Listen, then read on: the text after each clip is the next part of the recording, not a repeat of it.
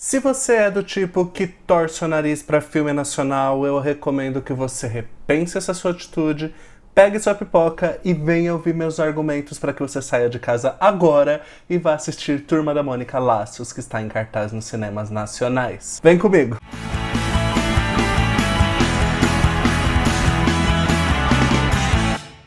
Bem-vindos ao canal Orelhas e Tiaras, eu sou o Paulo Gratão e nós temos vídeos aqui todas as terças e quintas ao badalar do meio-dia e de vez em quando alguns extras também. Se você gosta de Disney, de teatro musical ou de cinema no geral, se inscreve aqui no canal já para acompanhar as nossas novidades, deixa o seu like para incentivar o meu trabalho e ativa o sininho para receber sempre as notificações de quando eu postar um vídeo novo. Eu me perguntei muito se eu faria essa review, nem era a minha intenção, porque o filme já estreou na quinta-feira passada, muita gente já viu, mas assim, eu não estava preparado para o que seria esse filme e eu senti a necessidade de falar dele e por isso eu estou aqui. Mas antes, vamos falar sobre o sorteio que tá rolando lá no Instagram do Orelhas e Tiaras, que é o @orelhasetiaras, para ganhar o Woody de pelúcia e um balde de soldados. O sorteio acaba amanhã, quarta-feira, se você estiver vendo esse vídeo quando ele foi lançado. Na quarta-feira, dia 3 de julho, às 3 da tarde, vai ser realizado o sorteio, então você ainda tem como participar. Vai lá, Instagram, @orelhasetiaras, que é uma parceria com a Meu Mundo Mágico. Turma da Mônica Laços é baseado numa HQ que tinha essa história de mesmo nome, que foi lançada em 2013, de autoria dos irmãos Lu e Vitor Cafadi. Eu confesso que eu não li essa HQ, ela tem uns traços diferentes do que a gente costuma ver da Turma da Mônica, mas eu fiquei muito curioso para ler depois que eu vi o filme, embora eu já saiba que o filme teve algumas adaptações. Inclusive eu preciso confessar algo para vocês, quem acompanha o canal sabe que eu sou fã de Disney, mas em termos de histórias em quadrinhos, Turma da Mônica sempre foi minha favorita. Sim. Eu não era muito fã dos gibis da Disney na minha infância, ali nos anos 90. Eu sempre preferi Turma da Mônica e até os gibis da Xuxa. Eu já pedia pra minha mãe comprar gibis pra mim desde antes de eu começar a ler. Eu era do tipo que tinha o gibi da Mônica 1, que foi lançado pela Abril, que depois eu comprei em bancas de revista velha, que eu adorava essas bancas. E o da Editora Globo também, que a Mônica, na minha época, tinha passado por 2 editoras e agora parece que tá na Panini, me corrijam se eu estiver errado. Tem alguns easter eggs no filme que só quem passou por essa era dos gibis acaba encontrando, e isso foi o que me deixou mais motivado, porque o que a gente tem visto na série de live actions, não só da Turma da Mônica, mas da Disney principalmente, é uma tentativa de resgate da nostalgia. E assim, é difícil você tentar ser nostálgico trazendo exatamente a mesma história que a gente já conhecia, com alguns pontos novos, discussões novas. A Turma da Mônica, ela conseguiu trazer uma mensagem atemporal, fazer algumas referências que nos fazem lembrar daquela época, mas que para as crianças de hoje talvez não façam tanta diferença e acabem passando despercebido. E não é uma história conhecida, né? Turma da Mônica Laços, os personagens são conhecidos, mas a história não. Então é algo que motiva a ir ao cinema. Por exemplo, eu não vou dar spoiler, mas um easter egg que aparece assim de relance são as tampinhas de garrafa. Aquelas garrafas de vidro e as tampinhas. E aí as crianças perguntam o que eu vou fazer com isso. Não tem nada a ver com a história principal do filme, tá? É só realmente um easter egg que aparece ali. E assim, quem viveu aquela época se lembra de uma coleção de gibis da Mônica que a gente tinha que juntar tampinhas para poder resgatar. Essa coleção fez muito sucesso, era uma parceria da Maurício de Souza com a Coca-Cola e tinha inclusive uma caixinha, todo mundo queria esses gibis na época. Os personagens do Maurício de Souza não são necessariamente estreantes no cinema, né? Eles já tiveram muitas animações que foram levadas para as telonas.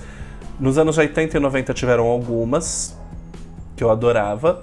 E mais recentemente a gente teve Cine Gibi e outras aventuras da Turma da Mônica que também foram levadas para o cinema. O diretor Daniel Rezende, a equipe do Turma da Mônica Laços, escolheu por não adaptar nenhuma dessas histórias que já são conhecidas. Aprenda outro estúdio. E trouxeram uma história da HQ pros cinemas, o que eu achei maravilhoso, porque a gente, né, não esperava o que ia acontecer no final. E assim, a Turma da Mônica é uma história bem difícil de se adaptar hoje em dia, de trazer para esse contexto. As crianças de hoje talvez tenham um apego menor com a história, embora ainda exista. Mas eu já vi algumas palestras do Maurício de Souza e já teve alguns movimentos também que falaram sobre a dificuldade porque a Turma da Mônica foi criada ali nos anos 50. Então era outro período histórico, outro contexto, e o mundo mudou, então hoje em dia não é mais legal você mostrar violência entre crianças, bullying entre crianças, distúrbio alimentar e outras coisas que acabaram se tornando características marcantes dos personagens, né? O não tomar banho, e que a gente acabou conectando aos personagens, faz parte das histórias dos personagens, mas que hoje em dia já não é tão legal mostrar. O filme conseguiu trazer as características dos personagens, jogar ali uma criticazinha em cima, alguma coisa bem sutil para explicar para a nova geração, mas eu acho que eles conseguiram adaptar. Não teria uma forma melhor de trazer a característica deles e colocando uma crítica embutida sem parecer que tá palestrando em cima da situação, sabe? Aliás, falando de distúrbio alimentar, eu preciso falar que a Magali sempre foi minha preferida. A Magali é meu espírito animal, gente. As cenas da Mônica batendo no Cebolinha, assim como a gente viu no trailer, estão lá, só que ele optou por não mostrar a cena em si. Ele optou por mostrar mais a reação dos personagens ao acontecimento. O que eu achei super acertado. Fora a valorizada que ele dá na girada do Sansão, né? Olha isso. Vai pro cinema. Chamaram ela de dentuça. Eu gostei muito da forma como foi escolhido se passar a história. Claramente não é em 2019, a história se passa ali. Eles não contextualizam, mas pela ambientação, pelos personagens, você entende que ela tá entre os anos 50 e os anos 90 ali, nesse gap grande, né? De 40 anos. 50 eu chuto por causa dos vestidos e dos penteados das mães das crianças. E nos anos 90 eu diria por causa do telefone fixo em casa, que não era uma coisa muito comum antes dos anos 80, 90 aqui no Brasil. E eles não têm contato com internet, com celular, nada. A maior parte das cenas acontece no bairro do Limoeiro, tradicional, que foi recriado em Poços de Caldas, que é uma cidade linda do sul de Minas. O diretor deu entrevistas falando que o próprio Maurício de Souza ajudou a escolher o lugar. Ele falou que se ele fosse desenhar um bairro do Limoeiro, seria aquele. E que ele também participou ativamente de várias coisas, ajudou em várias decisões.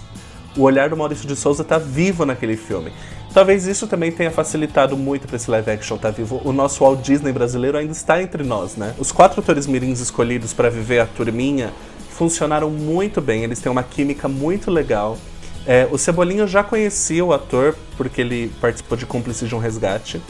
Ele deu uma melhorada no nível de atuação dele. Ainda tem uns probleminhas ali, mas pelo Cebolinha talvez ser o mais cobrado nessa história, o que tem mais apelo dramático, eu até entendo que talvez seja um peso grande para uma criança, mas ele conseguiu segurar bem. Ainda ele tinha que jogar o texto trocando as letras, né? Então eu imagino que isso deva ser difícil, mas ele conseguiu fazer de uma forma natural, não pareceu forçado.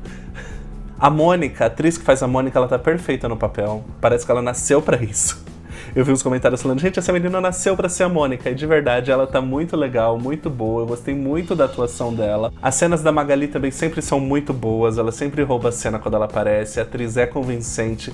O Cascão que eu senti um pouquinho ali, porque o Cascão é um personagem mais malandro. Você percebe que o ator tenta fazer isso, mas não consegue dar uma segurada, mas não prejudica a história, tá? De forma alguma.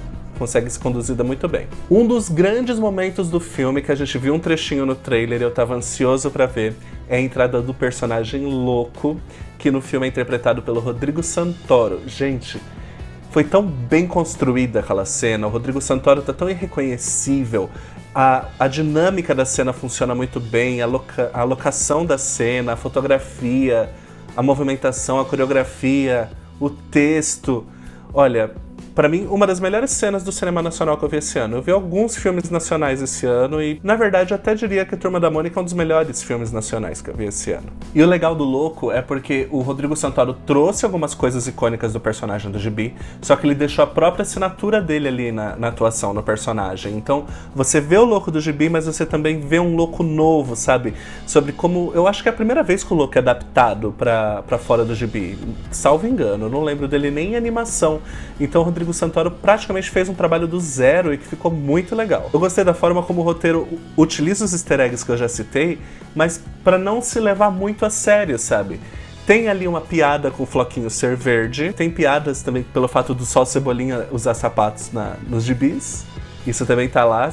Quem conseguir pegar essa piada, me fala aqui embaixo em que momento ela aparece. Tem o guarda-roupa todo vermelho da Mônica, como não podia deixar de ter, né? Enfim, é um trabalho de muita nostalgia, mas com muito respeito à obra original do Maurício de Souza. Outro ponto que eu destaco muito são os enquadramentos de cena, porque em vários momentos você sente que você tá vendo uma cena que poderia facilmente estar no HQ, no gibi, e ser transferida pra tela. Ele conseguiu... as cenas que abrem e mostram os 4 andando são muito icônicas. Eu amei todas. Eu quero assistir esse filme de novo. Preciso. O diretor já disse que também tá animado pra fazer uma sequência. O universo do Maurício de Souza é gigantesco. Tem vários personagens que não fazem necessariamente parte da Turma da Mônica. Alguns estão retratados nesse filme por meio de easter eggs. Só que pra esse filme funcionar, ele tem que fazer sucesso, né? As pessoas têm que assistir. A primeira semana ele ainda está em cartaz, então vale a pena ir assistir. Eu recomendo como filme das férias Turma da Mônica Laços. A gente tem que valorizar muito o nosso cinema nacional. Eu falei isso no vídeo do De Pernas pro Ar 3, porque a cultura nacional tem passado por desafios muito grandes e tende a passar por desafios ainda maiores nos próximos anos. E para que a gente não deixe de ter o que a gente já conquistou até agora, cabe a nós valorizarmos o que a gente tem. Vamos assistir nos cinemas. De preferência o quanto antes. Bom, o vídeo de hoje foi esse, para enaltecer esse hino de filme chamado Turma da Mônica Laços. Espero que vocês tenham gostado. Não se esqueçam de se inscrever aqui no canal se você ainda não foi inscrito. E me seguir nas redes sociais, porque tem muita novidade chegando por lá. A gente se vê no próximo vídeo. Até lá. Tchau, tchau.